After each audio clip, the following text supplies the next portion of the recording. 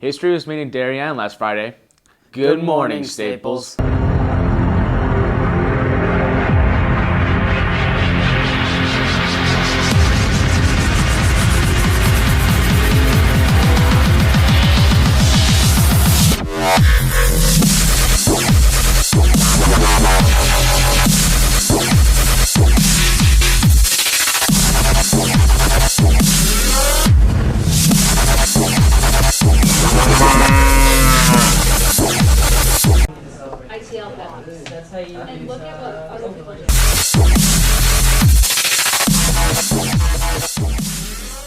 Good morning, Staples. It's Wednesday, October 16th. I'm Tyler. And I'm Steven. We've got a look at activities all around the school, but we'll start off, as always, with the pledge. Would you all please rise? I pledge allegiance to the flag of the United States of America and to the republic for which it stands, one nation, under God, indivisible, with liberty and justice for all. Let's start off in the classroom. Well, a bit of this lesson drifted out of the classroom into the hallway. Watch closely because things happen fast. Hi, my name's Emma Mikish, and I want to talk to you about Tech Ed and our first project, CO2 cars. There you go. Well, first you start with making a plan and drawing it out on a big piece of graph paper and writing down all your dimensions, and then you make a prototype out of styrofoam. You want to sand it or file it, and then you use the wind tunnel to see if there's you want to get the lowest number as you can on the wind tunnel, because it means your car goes faster. And then you read it. This is a CO2 capsule, I guess what you call it. And there's a hole you drill before you start building your car, and then the machine or the pin hits the capsule and makes all the CO2 come out, and it goes. Oh. My counselor, Ms. Capozzi, said you should try Tech Ed, and I was like, well, I'm open for anything, so I'll do it. And I had a blast last year, so I did it again this year, and I made a really cool unicorn last year. So I advise all girls to try and take this class because it's a lot more fun than I think it sounds. It takes a whole lot less time for those cars to travel down the hallway than it does for us. But this Friday, going from class to class will be a little easier for everyone. That's right. The class of 2016's Passing Time Jukebox will return. It'll happen the last week of every month, but there will be a special preview this Friday. Here's a sampling of what you'll be hearing. Now you're talking crazy, saying that you made me like I was your Cinderella. If all love's insanity, why are you my clarity? I got the eye of the tiger, the fighter, and we'll never be royal.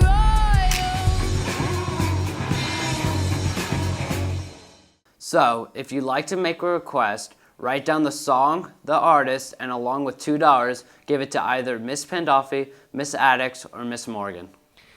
Now here's Mr. Neenan with both a tweet and a treat. Staples Day 35, favorite frozen yogurt in Westport. How come? Remember, munchkins to the best tweet of the week. Back to the host. A few students in our TV class decided to do an investigation that centered around the topic of homework. Here's what they found out. Homework. We all have it. But can there come a point when it's just too much? I have 2.5 hours. 2 hours. An hour and a half. Hour and a half. 2 hours of homework a night. We needed some more information on this topic. So we went to the guidance counselor's office to... How often do you get kids coming into guidance who are stressed about their amount of homework? I would say we get a fair number of students who come in stressed about their homework. A lot of times what happens is that they may come in for other issues and things that may be simpler, and then in talking with them a little bit further, we get a sense that there might be more to it than what they initially came in for, and maybe struggling with some other things like, wow, I have a lot of work on my plate. Do you think the right amount of homework is given along with all the after-school activities that high school students engage in?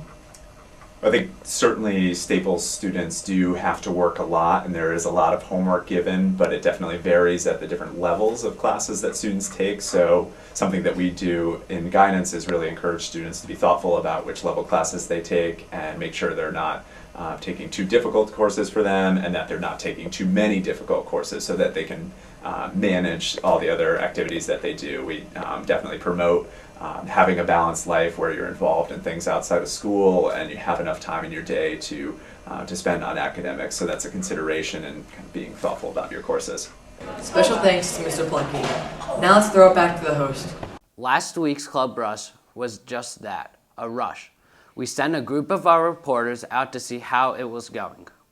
I didn't know how many clubs were at Staples until I went to Club Rush, and then I realized that there are clubs for everything. My favorite club at Club Rush was Girl Up, which one of my friends created, and I thought it was really interesting because you're raising money for girls to get an education. I like the BBQ Club because they give out free food before football games. My favorite club was the Kindness Club because I think it's important to be kind to all people. I think the one that surprised me the most was the BBQ Club.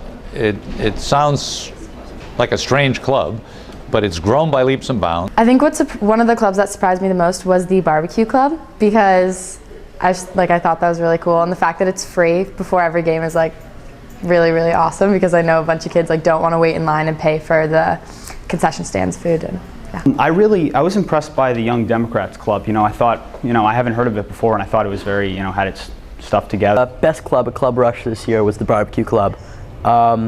We definitely are pulling out, and I think that we're the best club at Staples. Our favorite club was Slobs. Slobs is the service league of boys, and we both did it because we like doing community service. And we like to give back to the community. One of the clubs that was there was the debate team. Here's a more in-depth look at what they do. Good morning, Staples, and here's some information about the Staples High School debate team, just in case you missed them during Club Rush. Here's our interview.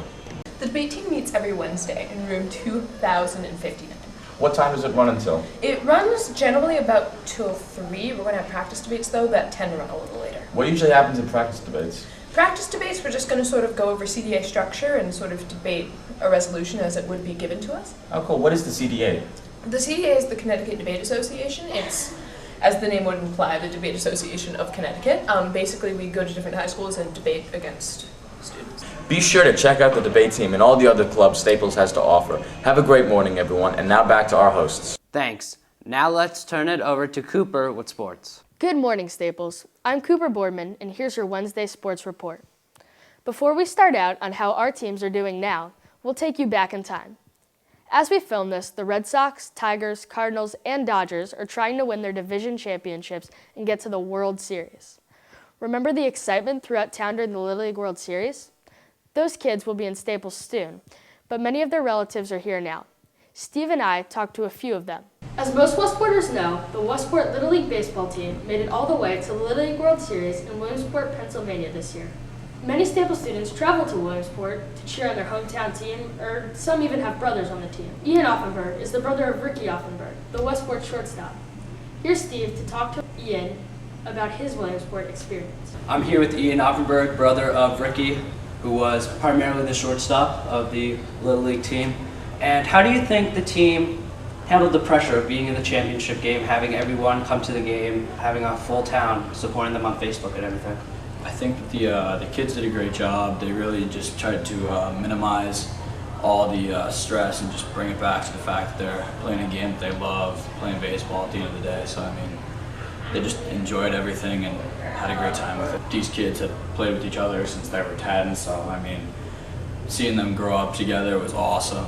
How would you say the experience was as a brother versus as a player? Did you feel any of the stress? I mean, as a brother, it was awesome, and I can't imagine what it would be to be like as a player, because obviously I never got the chance to play there. But I mean, when I was there with a bunch of guys that I had played baseball with when I was younger, all the way up to about last year, and I think Hoffer Brown was the one who said it to me one night when we were just hanging out in the hotel. He said it was like we were living through them, and so I mean, at times we were watching, and I felt as though I might have been as stressed as some of the players. And it was just awesome to get the emotional part of the game. They really tried to just keep everything as small and concise as they could. They tried to make every play as simple as it could be, and they did a great job. So I think that's definitely a key to success on such a big stage. As far as commitments go, just to the team, you guys did a great job, and for Ricky, you're not so bad. Now here's this week's soccer update. A week ago, the boys varsity team ended up with a 1-1 draw against Trumbull, and the only Staples goal came from Andrew Puhala. Last Saturday against the top-seeded Greenwich team, boys soccer team were up 1-0 at the beginning of the second half. The goal came off the head of Andrew Puhala. However, late in the second half, the Cardinals came back strong, winning the game 4-1. In the second half, sophomore keeper Noah Schwaber suffered a concussion. We wish him all the best. As we reported last week, Coach B has been named the #1 coach in all of Connecticut. He's now representing our state against 7 other coaches throughout New England. He needs your help once again. At the time we taped this, he was in 3rd against coaches from Walton, New York and Bangor, Maine. We put a link to vote right on top of the WWPT homepage. Just type in wwptfm.com and vote early and often for Coach P. Our volleyball team played a historic match on Friday night. They took on the Blue Wave of Darien. To put things in perspective about Darien volleyball, realize that going into Friday, Darien had only lost 6 matches in the last 12-plus years. In 2 of those years, they had not even dropped a set. The last time the Wreckers defeated Darien was 21 years ago.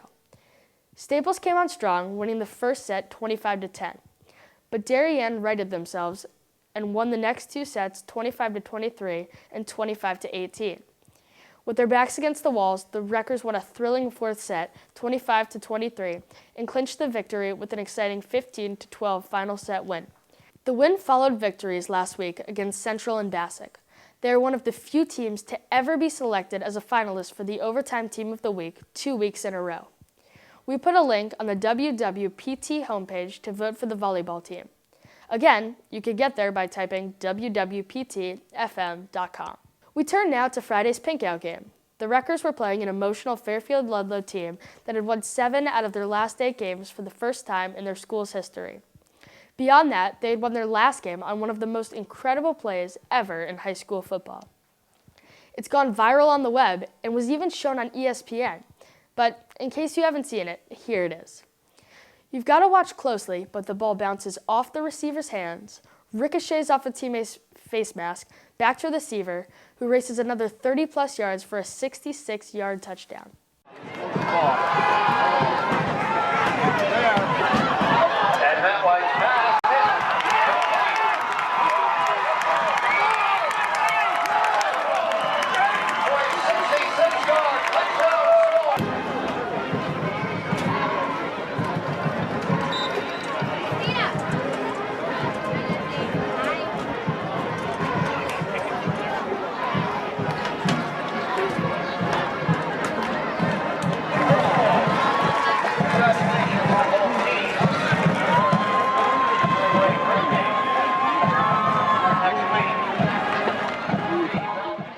With all that emotion coming in, the Falcons kept it close for the first half until the Wreckers exploded to pull away for their 4th victory in a row. Here are the highlights. As the punt by Armin, it looks like it's going to be returnable for Johnson as he takes it at the 20-yard line. He's going to go down the left sideline. He's going to get wrapped up at the 27-yard line. No, he's going to cut back, and he's got some running room. Will Johnson down the right sideline. Left, he's going. He's going to cut right back across the field, and he is away. Touchdown, Rutgers, Will Johnson. Another split back formation. No penalty was called. No penalty, of course. Greenwald and Lash a handoff up the middle. He's going to cut back, and he's going to run down to the left hash mark, and a touchdown. 8. There's going to be play action. Jack Massey's looking to go down the field, and he has it. Touchdown, Jake Melnick. A big touchdown throw for the Wreckers. A 42-yard throw for Jack Massey. Split back formation for the Wreckers on the 6-yard line. It's going to be a handoff to Greenwald, and Greenwald finds the end zone. Touchdown. So we'll split Evan the Gillen halftime. takes the knee. That's going to be the game here at Staples Stadium. Our pink out here, always great, raising awareness for breast cancer, and the Staples Wreckers come out in a measuring stick game for both them and Ludlowe, and they win 52-23. The Wreckers welcome Danbury to Staples Stadium this Friday night. If you can't make it to the game, WWPT and the Staples Television Network will have all the action. One new addition to the broadcast this year are the sideline reports. Our own Tim Schroeder has done the job the first 2 home games. During halftime this week, he interviewed Fred Jertney, a News 12 sports anchor who graduated from Staples and was sports director of WWPT when he was here. He had some kind words for the present-day WWPT. Let's go Wreckers. Yeah, definitely. Do you want to talk about how the WWPT experience was back in the day with the technology being, let's say, not to the same level it is right now? Well, you know, back in those days, Tim, we were basically in a closet, okay, in what we used to call the old one building before all of these, reconstructions took place. And we were in a tiny little room, wires everywhere. I don't know how we got anything done. It was probably a fire hazard back in those days, but I'm just amazed at what you guys have today, and all of you guys do such a tremendous job. Thanks, Mr. Jertney. Well, that's it for sports. Now here's Steven Tyler to finish things up. Thanks, Cooper. The Period A class will be back with their show tomorrow. And we'll be busy around the school putting a report together for you for next Wednesday. Enjoy the rest of your week, Staples. And don't forget to go to wwptfm.com to vote for both Coach P and our volleyball team. Bye.